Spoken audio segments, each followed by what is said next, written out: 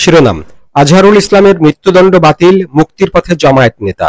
বিস্তারিত: যুদ্ধাপরাধ মামলায় মৃত্যুদণ্ড পাওয়া জামায়াতে ইসলামীর নেতা এটিএম আজহারুল ইসলাম খালাস পেয়েছেন এবং বুধবার সকালে মুক্তি পাবেন বলে আশা করছেন তার আইনজীবী মোহাম্মদ শিশির মনির।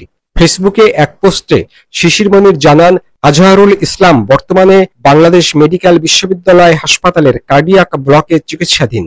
কেরানীগঞ্জের ঢাকা কেন্দ্রীয় কারাগারের জেলার এ.কে.এম মাসুম বলেন, আদালতের আদেশের কপি হাতে পেলেই কারা কর্তৃপক্ষ প্রয়োজনীয় ব্যবস্থা নেবে। 2014 সালের 30 ডিসেম্বর আন্তর্জাতিক অপরাধ ট্রাইব্যুনাল 6টি অভিযোগের মধ্যে 3টিতে মৃত্যুদণ্ড, 2টি অভিযোগে কারাদণ্ড এবং 1টিতে খালাস দেন আজহারুলকে।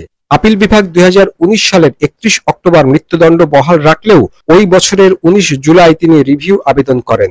সরকার পরিবর্তনের পর রিভিউ আবেদনের শুনানিতে আপিল বিভাগ 2025 সালের 27 ফেব্রুয়ারি রায় পুনর্বিবেচনার সিদ্ধান্ত নেয় এবং 2025 সালের 27 মে আগের রায় বাতিল করে আজহারুল ইসলামকে বেকসুর খালাস দেয়। অভিযোগগুলো ছিল মকসুদপুর গ্রামে হত্যা, লুটপাট, ঝাড়ুয়ার বিল হিন্দু গ্রামে গণহত্যা, 4 জন হিন্দু অধ্যাপক সহ এক নারীকে হত্যায় জড়িত, রংপুর টাউন হলে ধর্ষণ ক্যাম্প পরিচালনায় 25 বছরের কারাদণ্ড ও জয় বাংলা স্লোগান দেওয়ায় নির্যাতনের নির্দেশে 5 বছরের সশ্রম কারাদণ্ড।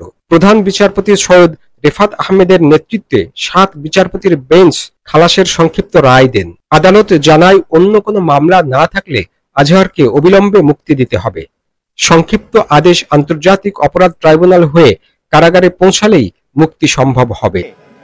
জামায়াতে ইসলামীর সাবেক ভারপ্রাপ্ত সেক্রেটারি জেনারেল জনাব ATM Azharul Islam is an innocent man. আজকে জনাব এটিএম আজহারুল ইসলাম সাহেবকে বেকসুর খালাস প্রদান করেছেন।